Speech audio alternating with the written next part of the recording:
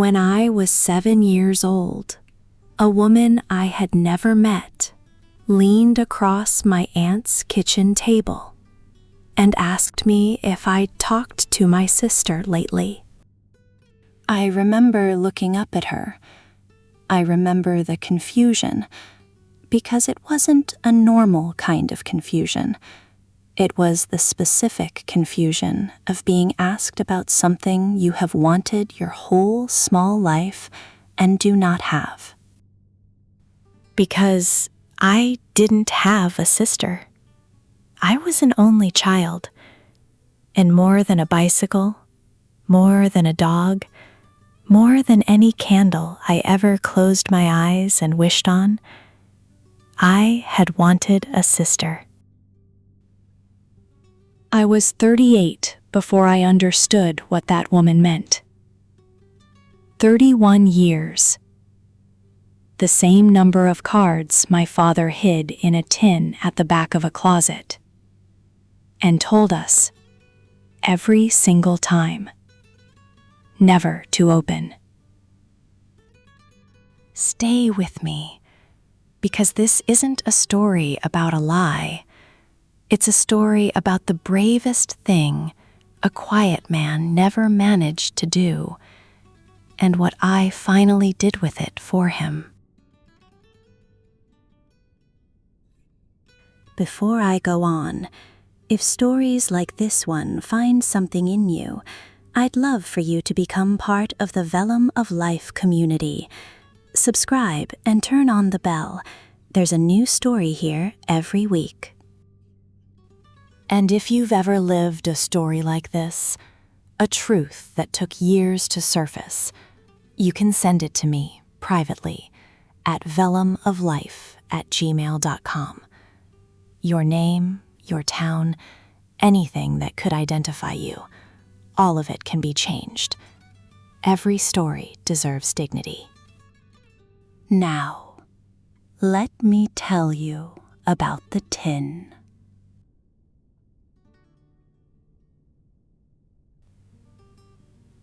My father was a quiet man, in the way the ocean is quiet at a distance. You only learned how much was moving underneath if you stood close for a long time. His name was Warren.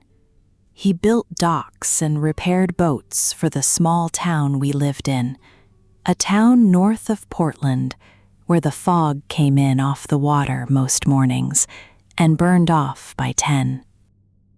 He had big, careful hands and a way of listening that made you feel he was weighing what you said before he answered, which he always was. He wasn't cold. He was contained. There is a difference, and it took me most of my life to learn it. My mother, Carol, was quieter still, but hers was a different quiet. His was a man keeping something in. Hers was a woman standing guard over something. I didn't have those words as a child.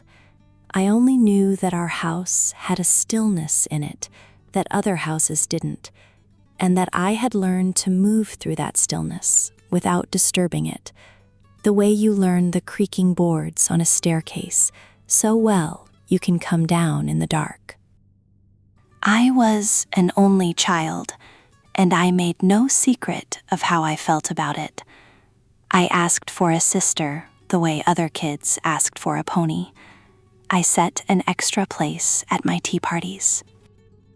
When my friends complained about their older sisters, I listened the way you listen to people describe a country you'll never get to visit, hungry and a little jealous of the complaint itself.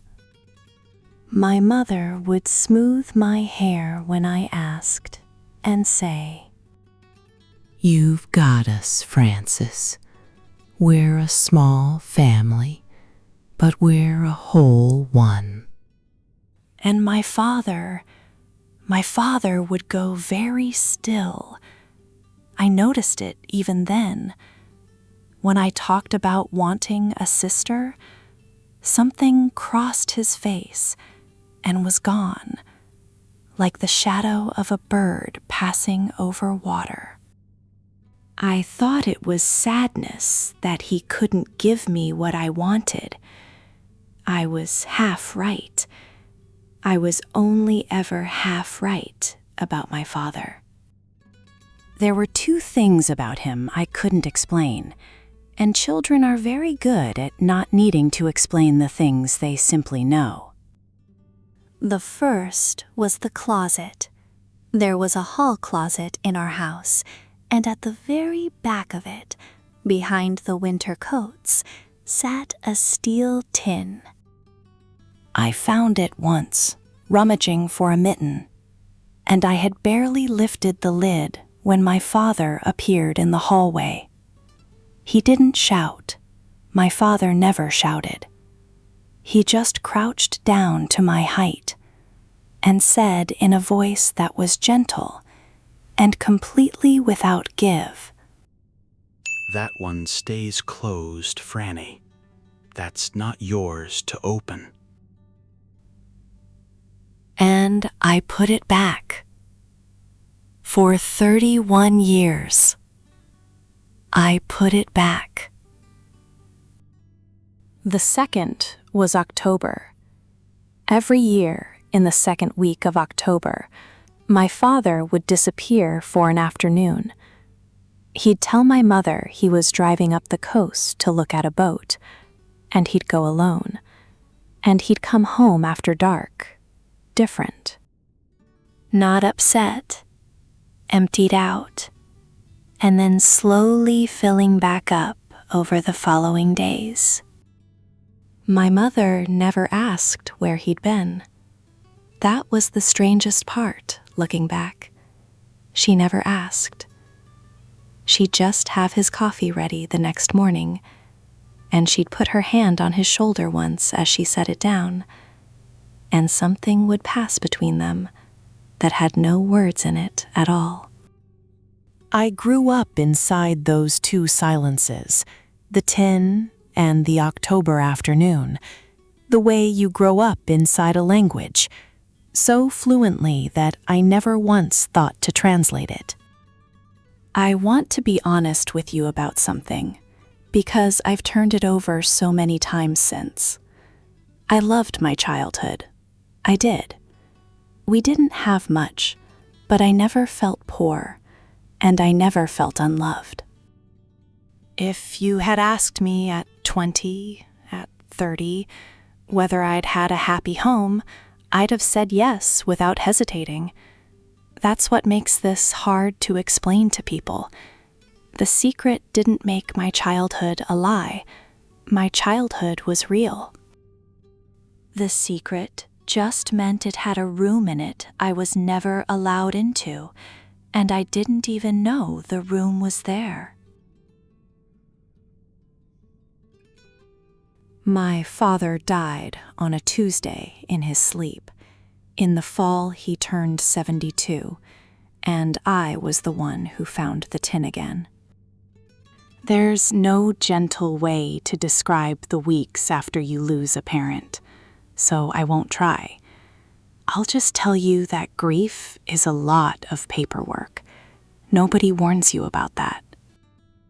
You think it will be all feeling, and instead it's forms and phone calls and a house full of a person's whole life that now has to be sorted into keep, give, and let go. My mother couldn't face the house. She'd stopped being able to walk into certain rooms. So I took a week off work and I did it myself, room by room, because someone had to, and because I couldn't stand the thought of a stranger's hands on his things. I left the hall closet for last. I told myself it was because it was mostly coats. That wasn't the reason, and I think I knew it. When I finally reached to the back and my fingers found that cold steel lid, I was 38 years old, and I was crouched in the same position I'd been in at 7. And for a moment, the whole distance between those two ages collapsed to nothing. I could hear him. That one stays closed, Franny. I sat down on the closet floor with the tin in my lap, and I didn't open it for a long time. It felt like the last thing he'd ever asked of me. Keeping it closed felt like a way of keeping a promise to a man who could no longer know whether I kept it. But he was gone, and I understood, sitting there, that whatever was inside that tin was now the only thing left in the world that could still tell me something about my father that I didn't already know. The living can keep their own secrets. The dead can't defend theirs. And I wanted, God, I wanted, one more thing of him, even a hard thing. I peeled off the tape. My hands were shaking, and I noticed it from somewhere slightly outside myself, the way you notice weather. Inside were cards, birthday cards, dozens of them, stacked in careful chronological order, the oldest on the bottom, soft and yellowed, the newest on top, still crisp. Every one of them was addressed, in my father's slow, square handwriting, to the same name. Emily.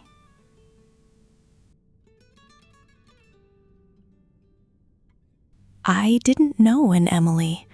I sat on that floor, and I said the name out loud into the empty house, Emily, as if saying it might make her belong to some memory I'd misplaced. It didn't. She belonged to nothing I knew. And then I understood. Not all of it, but the shape of it. The way you understand a word in a language you half speak before you can translate it exactly. I understood that these were not cards my father had received. They were cards my father had written. One a year, never sent. And I understood that whoever Emily was, my father had loved her for 31 years, in a closet, in the dark, in silence, one card at a time, and had never once found the courage to put a single one in the mail. I didn't cry. I want to tell you I did, because that's what you're supposed to do, but I didn't. I did the thing my father did. I went very still. And in the stillness, from 31 years away, a stranger leaned across my aunt's kitchen table and asked me if I'd talked to my sister. That was the moment I chose, not to be angry, not yet. The anger came later and left again, the way weather does. In that moment, I chose only one thing, and I said it out loud into the empty house, the way you make a promise you intend to keep. I'm going to find you. I read all 31 cards that night, oldest to newest, sitting at my parents' kitchen table with a pot of coffee going cold beside me, the same as he must have sat. They were not dramatic. That's what undid me. If they'd been love letters, wild with feeling, I think I could have held them at arm's length. Instead, they were small. Happy birthday, Emily. You'd be 9 this year. I hope there's cake. I hope somebody's making a fuss. Happy birthday, Emily. 14. I saw a girl your age at the wharf today, and I stood too long. And her father gave me a look. And he was right to. Happy birthday, Emily. You're 20. I don't know what your voice sounds like. I have wondered every day. 31 years of a man narrating a life he had chosen not to be inside to a daughter who never knew he was watching. The earliest card was dated the year before I was born. I want to tell you what I did next, because it's the part of this story I'm proudest of, and it's the part that took the longest. I didn't go to my mother in a fury. I didn't wave the cards in anyone's face. My father had spent my life unable to say a hard, true thing, and I decided I was not going to answer that with a scream.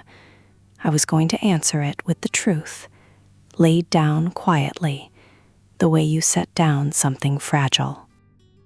So first, I did the patient, unglamorous work. There is a paper trail under every human life, if you're willing to sit with it. I found my father's papers, the ones my mother had never sorted because she couldn't. In an envelope at the bottom of his desk, folded into thirds and refolded so many times the creases had gone soft as cloth, was a birth record. A girl, Emily. A mother named Diane. A town 2 hours up the coast. A date 6 years before my own. 6 years. My sister was 6 years older than me. We had grown up close enough on the same coastline that we could have passed each other 100 times, in a diner, at a fair, on a ferry, and never known. That was the detail that finally broke me, not the secret, the nearness of her.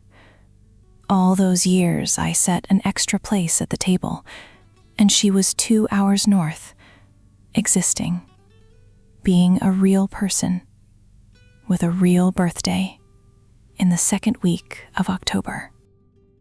The second week of October, of course. His afternoons. He wasn't looking at boats. He was driving up to be near her on her birthday, close enough to breathe the same town air. And then he was driving home to write the card he would never send and add it to the tin. Only then, once I understood it fully, did I sit down with my mother. I made her coffee. I put the tin on the table between us, the way you'd set down evidence, except that I didn't want it to be evidence. I wanted it to be the truth, finally allowed into the room. And my mother looked at that tin, and her face did something I had never seen it do. It didn't crumple. It relaxed. A terrible, exhausted relaxing, like a muscle that's been clenched so long it has forgotten it was ever anything else. I always thought that one day you'd find it, and I could never decide if I hoped you would or you wouldn't. She told me everything. Emily came before her, before the marriage, before me. Diane had married someone else when Emily was small, a good man, a settled man, and had asked my father to stay away so the child could have one father and not 2 half-fathers pulling at her. And my father, who could not fight for anything, who could only ever endure, had agreed. He'd honored it his whole life. My mother had learned about Emily early in their marriage, and she had made her own quiet, complicated peace with it, a peace that cost her something every October, when she made his coffee and put her hand on his shoulder and asked him nothing, because she had decided long ago that his grief was the one thing of his she would never make him pay for. He was a coward. He was a coward because he was ashamed. And he was ashamed because he loved her. Those aren't separate things, Frances. In your father, they were the same thing. I wasn't angry with her. I found, to my own surprise, that I wasn't angry with either of them. What I felt was grief, but a wider grief than the one I'd walked in with. Grief for all three of them now, for my father in his closet, and my mother in her kitchen, and a woman named Emily up the coast, who had spent 44 years believing that her real father was a man who had, out of love, agreed to disappear. What are you going to do? And I told her. I found Emily the ordinary way in the end.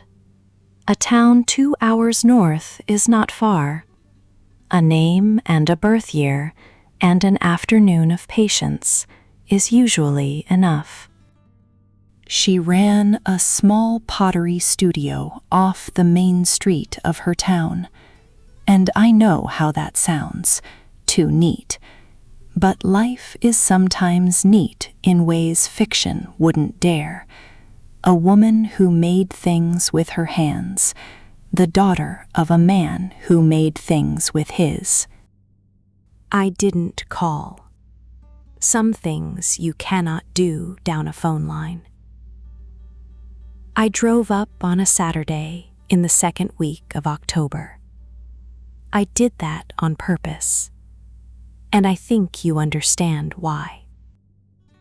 And I parked outside her studio, and I sat in my car for the better part of an hour, holding the tin in my lap, in the exact position I'd held it on the closet floor, doing the thing my father did, going very still, while everything moved underneath.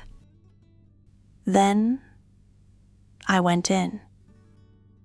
I want to describe her to you the way I saw her in that first second, because I will never forget it. She looked up from her wheel when the bell over the door rang, and I saw my father's brow. I saw my father's jaw. 44 years old, chestnut hair going gray at the temples, warm brown eyes that were nothing like his, and a face that was so much like his that I had to hold on to the doorframe. I had wanted a sister my whole life, and I had never once imagined that when I finally found her, I would recognize her. She thought I was a customer. She started to say something about the shop hours, and I said the only thing I'd planned, the only sentence I'd let myself rehearse, because I knew if I planned more than one, I'd lose my nerve, the way our father always did. My name is Frances. I think we had the same father, and he left something for you. He left it for you 31 times. I put the tin on her work table between us, and I opened it, and I turned it so the cards faced her. She didn't understand at first. Why would she? She lifted the top card, the last one he ever wrote, the crisp one, and she read her own name in a dead stranger's handwriting, and I watched 44 years rearrange themselves behind her eyes. She read it. Then she read the one under it. Then she was reading them the way I had read them, out of order, and then in order,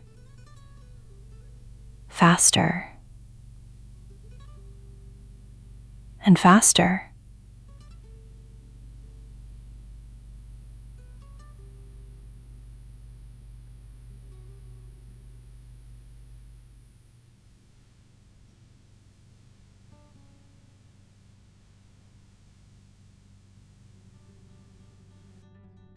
There was no shouting.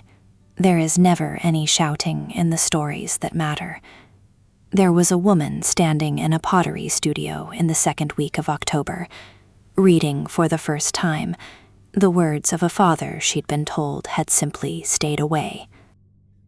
And learning, card by card, that he had never once, for 31 years, actually left.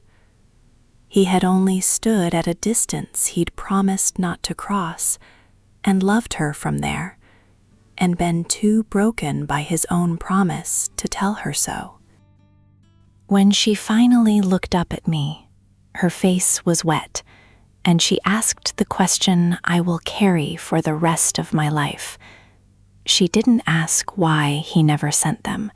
She didn't ask why he stayed away. She asked, "What was he like?" And I got to tell my sister about our father. I got to give her 31 years in an afternoon. The docks, the big, careful hands, the way he listened before he spoke, the fog burning off by 10. I got to be, for 1 hour, the bridge my father never had the courage to build, standing on the span he'd spent his whole life too afraid to cross. That was 2 years ago. I would love to tell you it was instant, that we fell into being sisters the way I dreamed of at 7, tea parties and all. It wasn't instant. You don't get 44 and 38 years back. What you get is now. And we decided, both of us, separately, and then together, that now was enough to start with. We talk most weeks. She came down the coast to meet my mother, which I had been afraid of, and which turned out to be one of the gentlest afternoons of my life.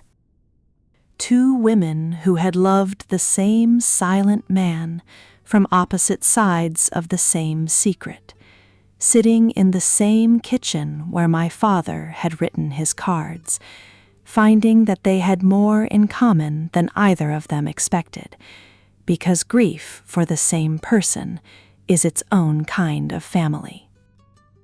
I keep the tin now. Emily has the cards. They were always hers, but she gave me the tin, and I keep it at the back of my own hall closet, empty, with the lid off. I don't know how to explain why the lid has to be off. I only know that it does. Here is what I understand now, that I didn't understand at 7, or at 30, or even on the closet floor at 38. My father's silence was a cowardice. I won't pretend it wasn't. He could have sent 1 card. Just 1. Any year. And he didn't. And that failure cost 2 of his daughters, decades of each other. But his silence was also, in the same breath, a kind of love so heavy he couldn't lift it. Both of those things are true. My mother was right. In him, they were the same thing. I grew up an only child. That is the sentence I told myself for 38 years, and it turned out never to have been true. There was always a second place set at the table, I just couldn't see who it was for. I didn't lose a father to a secret. I want to be clear about that, because I know how this story could sound. I didn't lose anything. My father was already gone before I opened that tin. What I gained, what he gave me, finally, in the only way the poor, brave coward knew how, was a sister. I always wanted one. I told you that at the very beginning. It turned out I'd had her the whole time. If this story touched something in you, a silence in your own family, a name you were never told, a door you always sensed was there, I'd love for you to become part of the Vellum of Life community. Subscribe and turn on the bell, and I'll meet you here with a new story every week. Stories about quiet strength, about the truth taking its time, about the dignity that survives the hardest things. And if you're carrying a story of your own, I would be honored to hold it with you. Write to me at vellumoflife@gmail.com. Your name, your town, every detail that could identify you, all of it can be changed. You never have to be afraid of being found. Every story deserves dignity, and yours is safe with me. Before you go, leave a like if something here felt true. And tell me in the comments where in the world you're watching from. I love seeing how far these stories travel. Thank you for staying with me. Until the next one.